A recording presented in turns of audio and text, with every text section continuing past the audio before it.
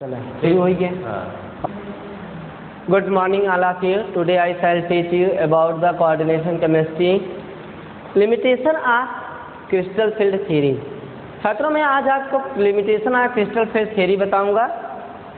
जैसा कि आपने देखा था बीबीटी किस तरह से, और भी देखिएगा. हेडिंग डालते हैं लिमिटेशन ऑफ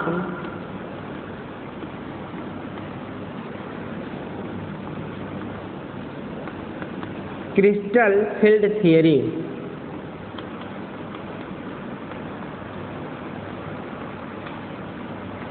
ठीक है, limitation of crystal field theory. इसको देखिएगा कैसे करेंगे.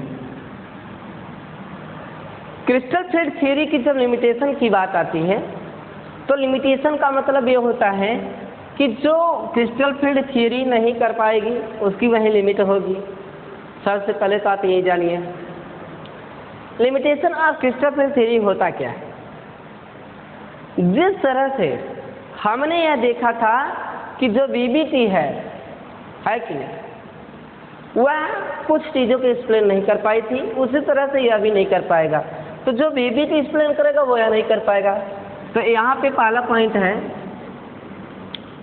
CFT यानी crystal field theory explain only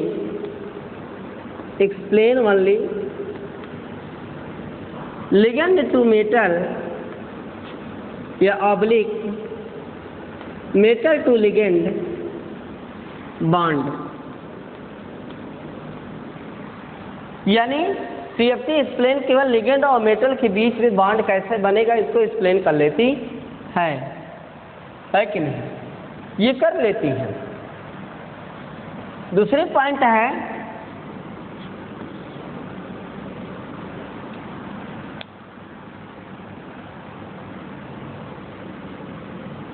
CFT explain the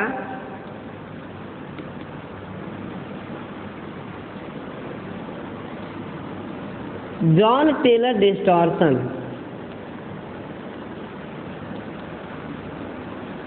Jahn Teller distortion को भी एक्सप्लेन कर लेंगे कि जॉन टेलर डिस्टॉर्शन है कि नहीं है, या सिमेट्रिकली फिल ऑफ इलेक्ट्रॉन है कि एसिमेट्रिकली फिल ऑफ इलेक्ट्रॉन है कि नहीं. तीसरी चीजें हैं CFT explain the transition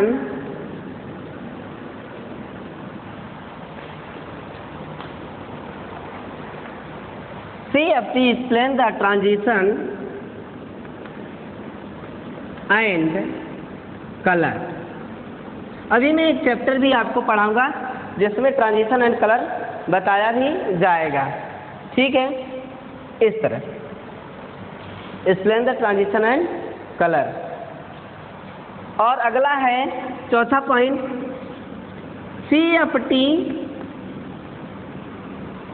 does not explain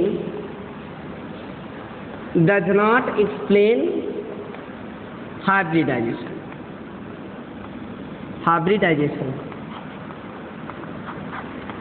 CFT जो है वह हाइब्रिडाइजेशन एक्सप्लेन नहीं करेगा. कि आप सोचे कि यह हाइब्रिडाइजेशन एक्सप्लेन कर दें तो यह नहीं कर सकता. यानी आपने जो बीबीटी में पढ़ा था कि ऑलरेडी यह sp2 sp3 sp3 d2 d2 sp3 यह सभी एक्सप्लेन नहीं कर पाएगा. ठीक है.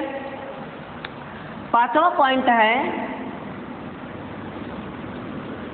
CFT एक्सप्लेन कर सकता है. क्या एक्सप्लेन कर सकता है ये देखिएगा. CFT एक्सप्लेन क्या एक्सप्लेन कर लेगा, means strong ligand and week ligand. कौन लिगेंड स्ट्रॉन्ग है, कौन सा लिगेंड वीक है, यह सारी चीज़ें वो एक्सप्लेन कर पाएगा. CFT एक्सप्लेन कर लेता है. छठवां पॉइंट है CFT explain the CFSI explain कर लेता है. उसकी CFSI क्या है, बहुत सारी चीज़ जो मैं आपको भी पढ़ाया था, चलिए पॉइंट टू पॉइंट लिख देते हैं। CFT एक्सप्लेन द साइज उसकी कैसी छोटी है कि बड़ा है, किस तरह से है, ये बातें CFT एक्सप्लेन है कि नहीं, एक्सप्लेन द स्पाइनल। क्या स्पाइनल मीन्स इनवर्स स्पाइनल है कि मीन्स इनवर्स स्पाइनल है कि नॉर्मल स्पाइनल है, जो अभी मैंने अपनी आपको पिछली कक्षा में पढ़ाया वह यह एक्सप्लेन कर लेता है ना। तो यह रहा आपका। फिर उसके बाद होता क्या है कि CFT एक्सप्लेन या CFT explain the hydration energy भी यह एक्सप्लेन कर लेता है और उसी के तहत यह बता भी लेता है। लास्ट पॉइंट है CFT does not explain bonding, यह बॉन्डिंग नहीं बता पाता है। ठीक है, ये इसका बॉन्डिंग ये रहा। तो आपने देखा कि इसमें बहुत सारी चीज़ें वो बता लेगा और बहुत सारी चीज़ें नहीं बता पाएगा। CFT strong ligand weak ligand नहीं बता पाएगा, लेकिन वह यह जरूर बता लेगा कि लिगेंड टू मेटल बॉन्ड क्या बनता है या मेटल टू लिगेंड बॉन्ड क्या होता है ना, ये एक्सप्लेन कर लेता है। उसके बाद यहाँ भी आप आगे देखना चाहते थे, 11वां पॉइंट यहाँ भी लिख देते हैं। CFT explain the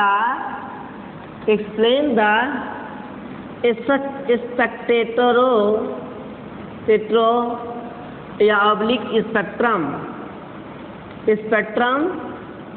series, Spectator जिसे कहते हैं, या स्पेक्टेटर एक्सप्लेन कर लेता है, उसकी सीरीज दे देता है, week ligand strong Irwin series जिसे कहते हैं। यानी आप यहाँ पे लिख सकते हैं 12वां point, CFT explain the Irving series. CFT explain the Irving series क्या कर लेता है, यहाँ इरविन सीरीज को भी एक्सप्लेन कर लेता है। तो छात्रों, हम आपको यह बताना चाह रहे हैं कि किस तरह से CFT VBT में अंतर होता है ना। आपने BSc प्रीवियस में पढ़ा था कि वह पेपर में पूछता भी था कि VBT या MOT में क्या अंतर है, ऐसे क्वेश्चन पूछ लिया था। पूछता है question explain the difference between the VBT and MOT। उसने पूछा कि VBT और MOT में क्या अंतर है, ऐसे क्वेश्चन पूछ लिया। या उसने पूछा to write the difference between VBT and MOT, ऐसे पूछ लिया उसने कि भाई आप डिफरेंस लिखिए VBT और MOT में क्या डिफरेंस है, ऐसे क्वेश्चन उन्होंने पूछ लिया। तो यहाँ पे क्या देखना होता है, इसको देखिएगा आप। ठीक है, यहाँ पे मैटर यह रहता है कि जैसा VBT MOT में अंतर यह रहता है, VBT सिग्मा बांड और पाई बांड को एक्सप्लेन करता है ना, जबकि MOT क्या होता है, sigma bond and pi bond और साथ ही साथ सिग्मा स्टार और पाई स्टार बांड को भी एक्सप्लेन कर लेता है। उसके बाद आपने यह भी पढ़ा हुआ था कि जो VBT है यह ऑलरेडी केवल एक्सप्लेन करता है बॉन्डिंग को, वह नहीं जानता नॉन बॉन्डिंग को, वह नहीं जानता एंटी बॉन्डिंग को। जबकि हमारे पास जो MOT होता है वह ऑलरेडी जानता है सिग्मा बांड को भी, पाई बांड को भी और सिग्मा स्टार बांड को भी और पाई स्टार बांड को भी। बांड आपने पढ़ा हुआ था 3 तरह का था, एक बॉन्डिंग होता है, एक नॉन बॉन्डिंग होता है और एक एंटी बॉन्डिंग होता है। यह 3 चीज़ें हुआ करती हैं और MOT जो होता है यह 3 चीज़ों को एक्सप्लेन कर लेता है, जबकि VBT जो होता है यह 3 चीज़ों को एक्सप्लेन नहीं कर पाता है ना, इस तरह से। और एमओटी जो होता है, यह प्रीवियस क्लास की बात कर रहे हैं, एमओटी जो होता है वह ऑलरेडी आपका मीन्स मॉलिक्यूलर ऑर्बिटल डायग्राम बना लेता है, जबकि बीबीटी मॉलिक्यूलर ऑर्बिटल डायग्राम नहीं बनाता है। बीबीटी जो होता है वह हाइब्रिडाइजेशन एक्सप्लेन कर लेता है, जबकि एमओटी जो होता है वह हाइब्रिडाइजेशन एक्सप्लेन नहीं करता है। बीबीटी जो होता है कलर नहीं बता पाएगा, जबकि एमओटी भी तो भाई कलर नहीं बताता है, लेकिन आपका एनर्जी लेवल एक्सप्लेन कर लेता है, जबकि बीबीटी एनर्जी लेवल एक्सप्लेन नहीं करता है। बीबीटी के तहत हम बॉन्ड ऑर्डर नहीं निकाल सकते हैं, एमओटी के तहत हम बॉन्ड ऑर्डर निकाल सकते हैं। ये सारी तमाम क्वेश्चन हैं। उसी तरीके से और लिमिटेड, जब हम आपको बीएससी थर्ड ईयर का पार्ट पढ़ाने लगे तो उसमें भी हमने आपको यह दिखाया था कि किस तरह से बीबीटी का भी एक लिमिटेशन होता है। हमने आपको यह भी बताया कि जो बीबीटी होता है उसमें मैंने बताया था कि sp hybridization, sp2 hybridization, sp3 hybridization, sp3d hybridization, sp3d2 hybridization, sp3d3 hybridization, ये तमाम हाइब्रिडाइजेशन आपने पढ़ा था। और वहाँ पे फिर एक हेडिंग आई थी लिमिटेशन ऑफ बीबीटी। क्या आया था? लिमिटेशन ऑफ बीबीटी आया था। और उस लिमिटेशन में मैंने आपको एक्सप्लेन करके यह बताया हुआ था कि जो लिमिटेशन ऑफ बीबीटी है वह केवल एक्सप्लेन कर सकता है हाइब्रिडाइजेशन को, वह यह नहीं एक्सप्लेन कर पाता है कि वह स्ट्रांग लिगेंड है कि वीक लिगेंड है कि नहीं। BBT does not explain the ligand strength, ligand के स्ट्रेंथ को बीबीटी एक्सप्लेन नहीं कर पाता है कि वह स्ट्रॉन्ग लिगेंड है कि वीक लिगेंड है। तो यह तरीका होता है। और वैसे भी बीबीटी कलर और ट्रांजिशन भी नहीं बता पाएगा, है कि नहीं। बीबीटी जॉन टेलर डिस्टॉर्शन नहीं बता पाएगा, बीबीटी हाइब्रिडाइजेशन केवल बता लेता है। फिर उसके बाद हम लोग आए थे आपको पढ़ाने के लिए, इसमें बताने के लिए कि ऑलरेडी हम CFT का एक्सप्लेन कैसे करें, CFT की क्या लिमिटेशन होती है।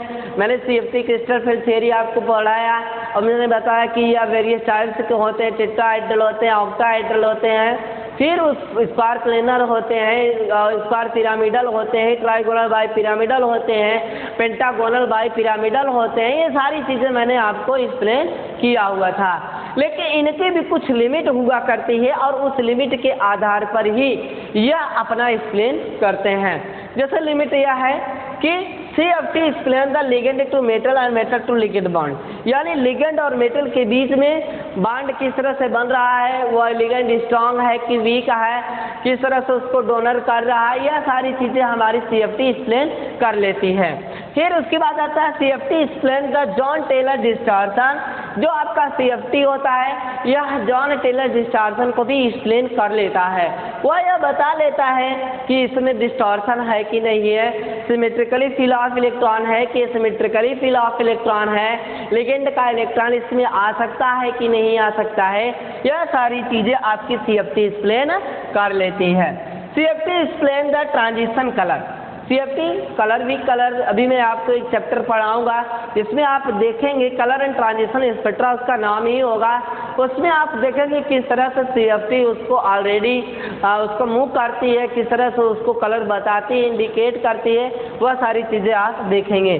CFT does not explain the hybridization, CFT hybridization explain नहीं करता है। CFT मात्र केवल एक्सप्लेन करता है तो केवल आपका मीन्स लिगेंड के फील्ड, CFT क्रिस्टल के फील्ड क्या है और किस तरह से लिगेंड और मेटल के बीच में अप्रोचिंग हो रहा है, उस चीज़ को वह एक्सप्लेन कर सकता है, लेकिन वो हाइब्रिडाइजेशन को एक्सप्लेन नहीं कर सकता।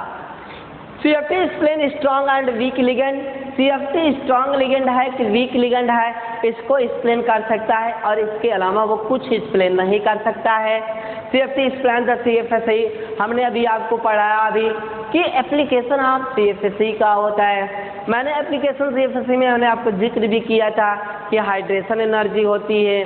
हाइड्रेशन एनर्जी के तहत हम किसी चीज़ को जान लेते हैं कि वह किस तरह से उसकी क्या अगर हाइड्रेशन एनर्जी ज़्यादा है तो इसका मतलब CFSE ज़्यादा है, और CFSE ज़्यादा है तो इसका मतलब उसकी साइज़ छोटी है, और जिसकी साइज़ सबसे छोटी हो जाएगी वह ऑलरेडी क्या हो जाएगा, वह ऑलरेडी स्टेबल हो जाएगा, है कि नहीं। तो साइज भी इसी बहाने निकल आता है। CFT explain the spinal, CFT spinal बता लेती है कि ऑलरेडी नॉर्मल स्पाइनल है कि आपका इनवर्स स्पाइनल है या किस तरह का स्पाइनल है, इसको भी एक्सप्लेन कर लेती है। CFT explain the hybridization energy, CFT hybridization energy निकाल लेती है। CFT does not explain the bonding, CFT bonding को एक्सप्लेन नहीं करती है। तो ये सारे तरीके CFT के हैं। CFT एक्सप्लेन द स्पेक्ट्रो और स्पेक्ट्रम सीरीज, स्पेक्ट्रम सीरीज बता लेती है। CFT भी आप देखेंगे बहुत सारी सीरीज हैं, उसको मैं आपको दिखाऊंगा। फिर एक्सप्लेन, जैसे इरविन सीरीज के नाम से जानते हैं, कंपटीशन में बहुत तेज पूछता है ना। इरविन सीरीज क्या होता है? इरविन सीरीज में जैसे अगर आप इरविन सीरीज कहते हैं तो इरविन सीरीज का कुछ हद तक मैं आपको दिखा रहा हूँ। इस लिगेंड स्ट्रेंथ क्या डिक्रीजिंग ऑर्डर दिखा रहा हूँ आपको। CO is greater than, CN is greater than, है ना, NH3 ये सब लिगेंड है, इज ग्रेटर देन H2 और सबसे कम जैसे Cl भी होता है, Br भी होता है ना, I भी होता है, फिर F भी होता है, सॉरी। तो ये आपका इरविन सीरीज है। बहुत सारी चीज़ें आप देखते हैं उसमें रहता है, मुझे तो थोड़ा सा याद है वह मैं आपको बता रहा हूँ। लेकिन एक चीज़ ध्यान दीजिएगा कि इरविन सीरीज से क्वेश्चन जरूर आते हैं कंपटीशन में। इसी सीरीज में से 2-3 मॉलिक्यूल्स, 2-3 लिगेंड दिए रहेंगे और आप पूछ लेंगे कि इनका ऑर्डर कौन सा सही है, इनका ऑर्डर कौन सा सही। और एक चीज़ जनाब आपको और भी हम बता दें कि जब आपका CFT अच्छी तरह से मालूम रहता है और इरविन सीरीज भी अच्छी तरह से आपको मालूम रहता है, तो ऐसी स्थिति में वहाँ एक बात यह भी आती है कि ट्रांस और सिस कैसे बना सकते हैं, है कि नहीं। ट्रांस सिस बनाने के लिए इरविन सीरीज बहुत ही यूजफुल होता है। ट्रांस और सिस बनाने के लिए इरविन सीरीज इसलिए यूजफुल होता है कि उसमें आपको यह पता होता है कि जिसके अंदर ट्रांस की शक्ति ज़्यादा, ये ट्रांस करेक्टर है, ये मान करके जिसमें ट्रांस की शक्ति ज़्यादा है, जिसमें ट्रांस करेक्टर ज़्यादा होते हैं, जो किसी पर अटैक करता है तो अगर उसके ट्रांस पोजीशन पे कोई रहता है तो उसको हटा करके अपने आप को वहाँ पे कर देता है। तो इस तरह से मैं यह भी चैप्टर आपको आगे पढ़ाऊंगा लास्ट में, बट मैं आपको बता दे रहा हूँ कि बड़ा ही इम्पोर्टेंट CFT है और इस CFT को एक्सप्लेन भी मैंने आपको कर दिया। पूरे CFT के केस में मैंने आपको पढ़ाया होता कि CFT क्या होता है, कि इसमें किस तरह से क्रिस्टल फील्ड स्प्लिटिंग होती है, बहुत इंपॉर्टेंट था, जो बाइक क्लासों में मैंने आपको एक्सप्लेन कर लिया था। फिर उसके बाद मैंने आपको यह बताया था CFSE कैसे निकाला जाता है। फिर मैंने आपको यह बताया था CFSE का क्या एप्लीकेशन है और क्या इसका रोल है। फिर मैंने आपको उस रोल के आधार पर बताया कि नॉर्मल स्पाइनल कौन होता है, इनवर्स स्पाइनल कौन होता है, आप इसे कैसे चेक करेंगे। और एक चीज़ मैंने इंपॉर्टेंट बताया था, Jahn Teller distortion, asymmetrically fill of electron, symmetrically fill of electron, ये सारी चीज़ें आप इसको नोट कर लीजिए, आप इसे राइट कर लीजिए।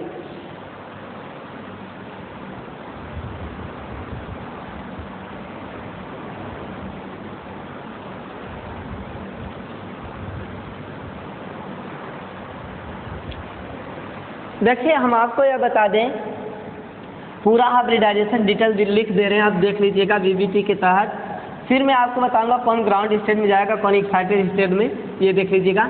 आप कहते हैं ना सर मीन्स ट्रिक या नोट कर लीजिएगा, ठीक है। नोट करके आपको दिखा रहे हैं कैसा हाइब्रिडाइजेशन। आप कहते हैं कि एक S का एक P का यानी PX का जब आपस में मिलता है तो कौन सा बन जाता है, SP हाइब्रिडाइजेशन, SP हाइब्रिडाइजेशन, ठीक है। और जब SP हाइब्रिडाइजेशन होता है तो बॉन्ड एंगल क्या होता है, 180 अंश का।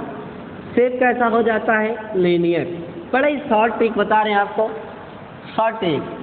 एक S और एक PX आपस में जब मिलता है तो क्या बन जाता है, SP हाइब्रिडाइजेशन और 180 अंश, और वह लीनियर होता है। लेकिन इस तरह से आपने देखा कि SP हाइब्रिडाइजेशन बनाइए, SP हाइब्रिडाइजेशन, ठीक है। लेकिन जब इसी में यानी कि जब एक S एक PX और एक PY हो जाए, है कि नहीं, यानी ये क्या बन गया, sp2 ना, क्या बन गया ये? sp2 बन गया। अब इस sp2 के केस में आप देख सकते हैं कि यह आपका ट्राइगोनल हो जाएगा सेट। ट्राइगोनल का मतलब होता है यह आपका ऐसे हो जाएगा, ठीक है। बॉन्ड एंगल जो आपका होगा वह 120 अंश का होगा।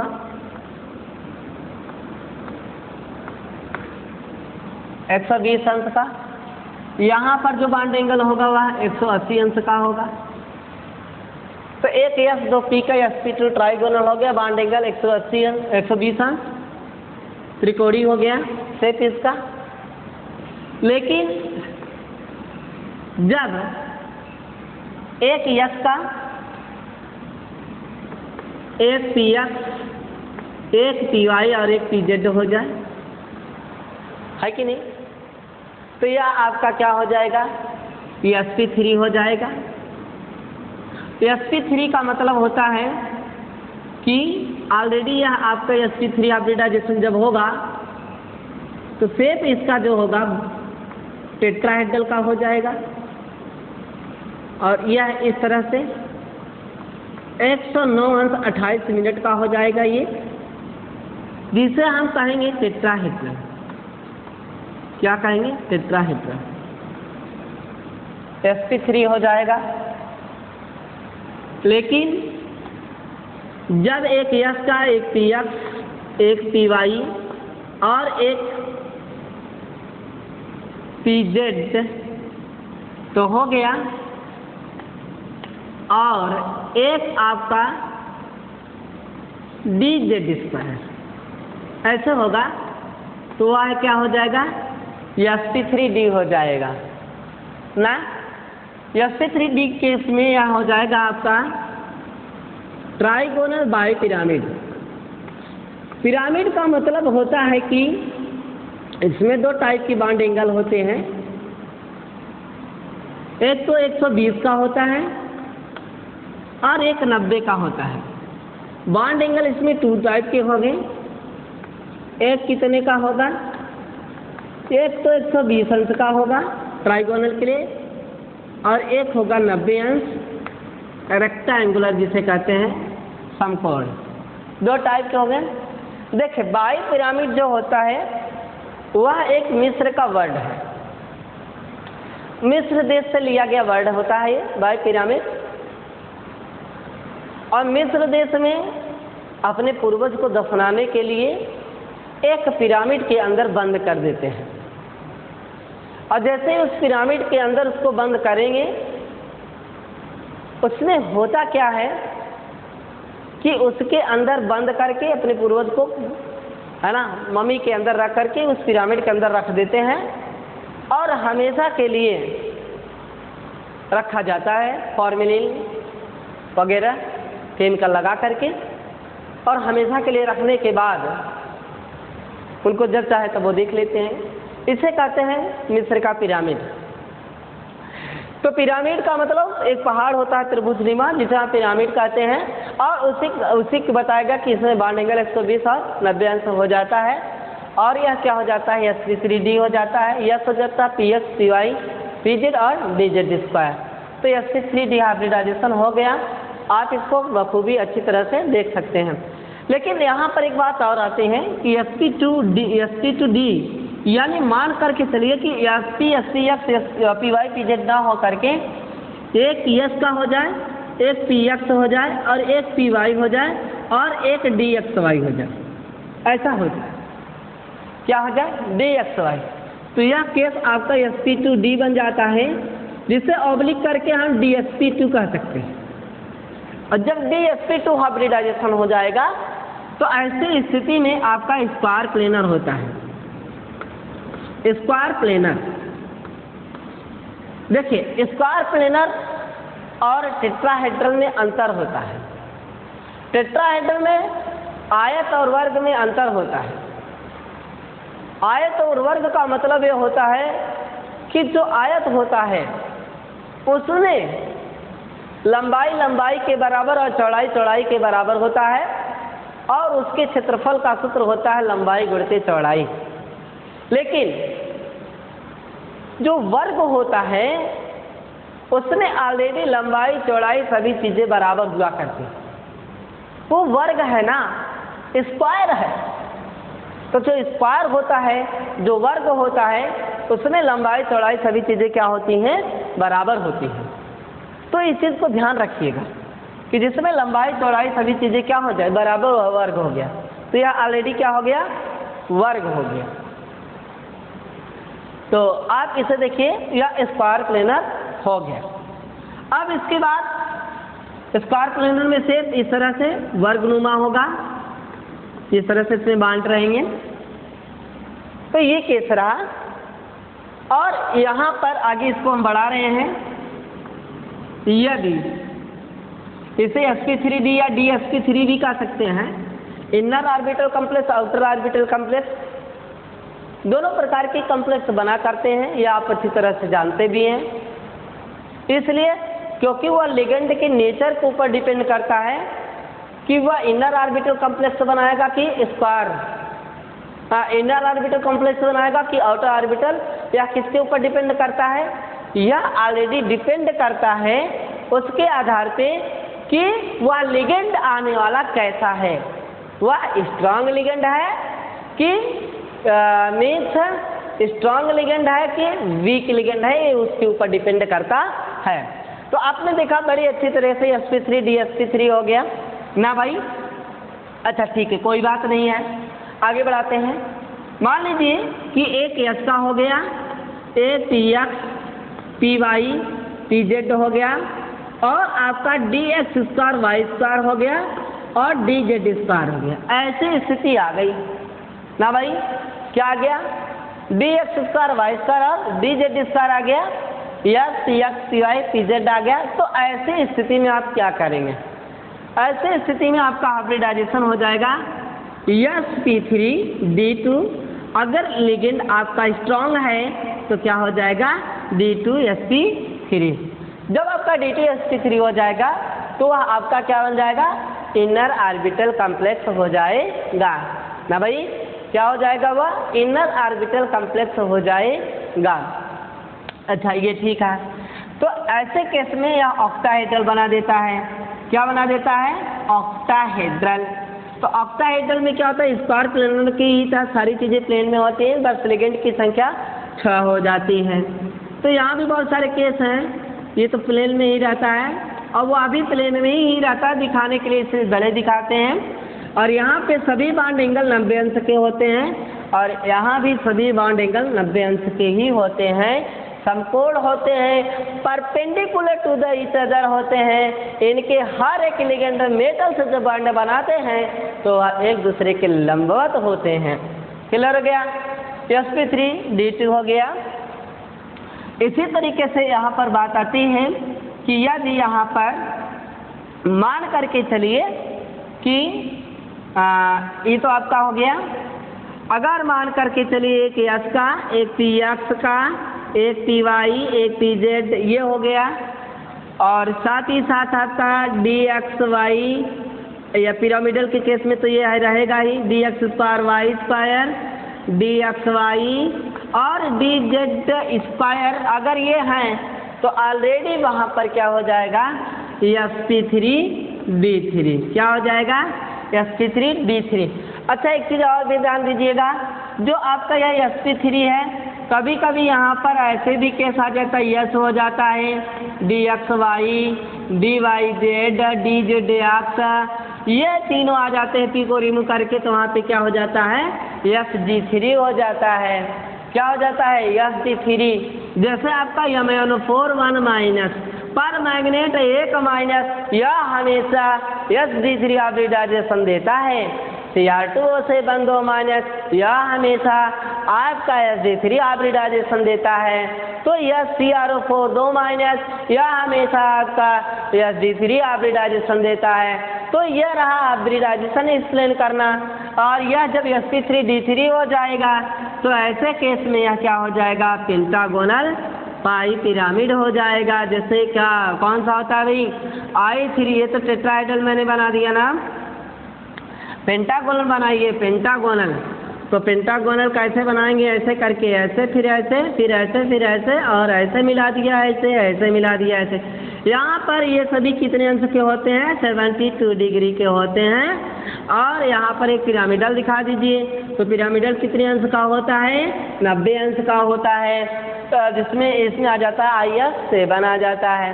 तो पेंटागोनल बाई पिरामिड क्या हो गया ये भाई, pentagonal by pyramid, pentagonal by pyramid, by pyramid. तो आप इस चीज़ को जरूर याद रखिएगा, किस तरह से करते हैं, कैसे करते हैं, इसको जरूर पढ़िएगा, और हमें उम्मीद है कि यह आपको आ रहा होगा। नोट कर लीजिए। अब उसके बाद मैं आपको यह दिखाऊंगा कि किस तरह से हमने एक्साइटेड किस तरह से कौन होता है। आपको बता दें कि अगर ऑक्टाहेड्रल है, ऑर्डर दिखा रहे हैं, अगर ऑक्टाहेड्रल है तो उस केस में आपका जो होता है वहाँ पर वह dx² y² और dz² एक्साइटेड स्टेट में जाते हैं, जबकि dxy dyz और dzx आपके ग्राउंड स्टेट में जाते हैं। अगर आपका केस टेट्राहेड्रल का है तो उस केस में आप देखते हैं कि ऑलरेडी वहाँ पर होता क्या है कि dxy dyz और dzx आपके एक्साइटेड स्टेट में होते हैं, जबकि आपका dx² y² और dz² आपका ग्राउंड स्टेट में होता है। जब आपका ट्राइगोनल बाई पिरामिड होता है ना, क्या ट्राइगोनल बाई पिरामिड होता है, तो उस केस में क्या होता है वो मैं आपको दिखा रहा हूँ। dz² ज़्यादा हो जाएगा और dx² y² और ये कंपटीशन में ज़्यादा पूछता है dxy, फिर उसके बाद dyz और dzx हो जाता है। चौथा पॉइंट है आपका, अगर यह पेंटागोनल बाई पिरामिड हो गया तो जब यह पेंटागोनल बाई पिरामिड होता है तो इस केस में आपका होता है dx² y² और dxy, है ना, ये आगे हो जाएगा। उसके बाद dz², फिर उसके बाद आपका dxy ना हो करके dyz और dzx हो जाता है। ये तरीका रहा, राइट कर लीजिए।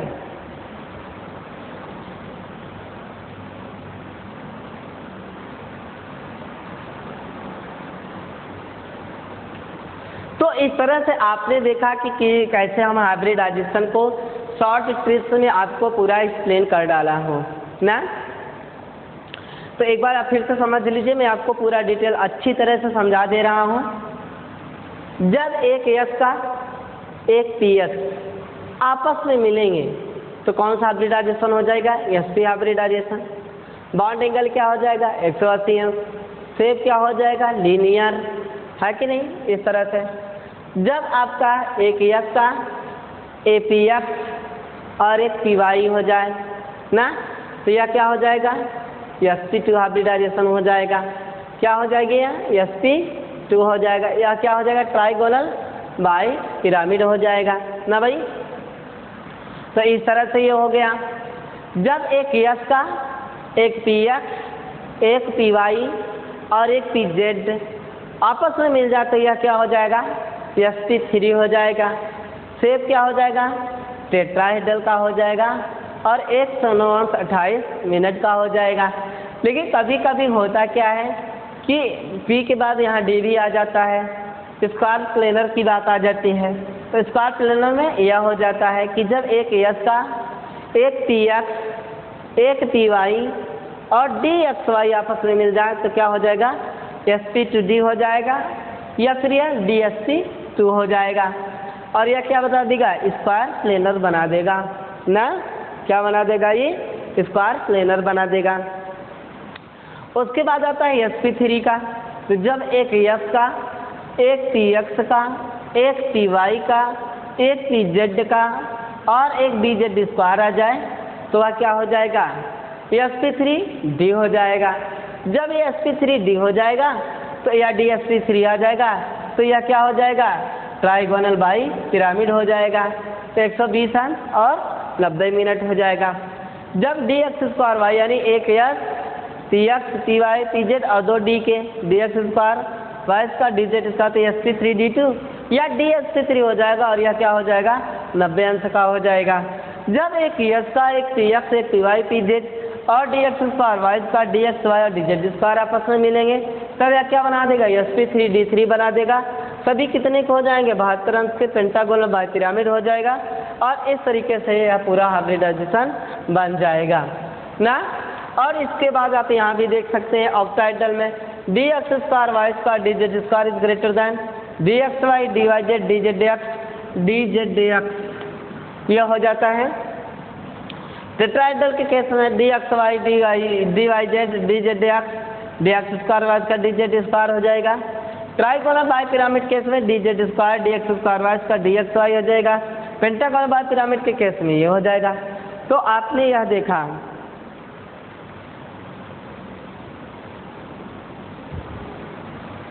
तो इस तरह से आप इस ट्रिक को अगर नोट कर लेते हैं तो कभी भी आपको एक ही जगह पूरे हाइब्रिडाइजेशन मिल जाएगा। क्वेश्चन यहाँ से भी पूछते हैं वो आपको ऑर्डर मिल जाएंगे और यह भी सारी चीज़ें आपको आसानी से मिल जाएगा, प्राप्त हो जाएगा। यहाँ पर आपको हमें नहीं लगता कि कोई दिक्कत है। एक ही जगह एक ही पेज पर पूरी की पूरी कहानी हो गई है। अब आपको बता दें, यह हाइब्रिडाइजेशन आपका चाहे BSc पार्ट 1 रहा हो, चाहे सेकेंड ईयर रहा हो, चाहे थर्ड ईयर रहा हो, यह तीनों ईयर में काम आता है। और ऐसा भी नहीं कि केवल इनऑर्गेनिक में ही काम आता है, बल्कि यह इनऑर्गेनिक, ऑर्गेनिक और फिजिकल सब में काम में आता है। इसलिए प्लीज़ आप इसको ध्यान से पढ़िए, इसको रिवाइज करने की कोशिश करिए। मैं एक ही जगह बड़ी अच्छी तरीके से बखूबी तरह से इसको यहाँ पे दे दिया हूँ, तो नोट्स बनाइए अच्छे से, आप इसको पढ़ने की कोशिश करिए। और आप क्रिस्टल फील्ड थियरी का जो आपका metal to ligand bonding transition metal complex था निचोड़, वो मैंने आपको बता दिया। अगली क्लास में मैं आपको लेकर के आऊँगा कलर एंड इलेक्ट्रॉनिक स्पेक्ट्रा, किस तरह से कलर आता है और किस तरह से उसका एक इलेक्ट्रॉनिक स्पेक्ट्रा बनता है।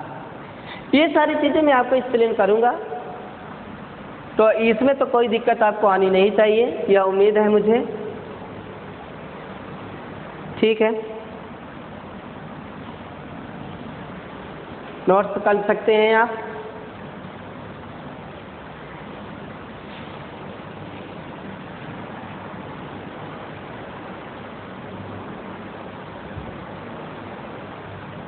तो आज की क्लास में आज जो मैंने पढ़ाया आपको, वह पढ़ाया क्रिस्टल फील्ड थियरी, इसमें उसके बाद इनवर्स स्पाइनल पढ़ाया।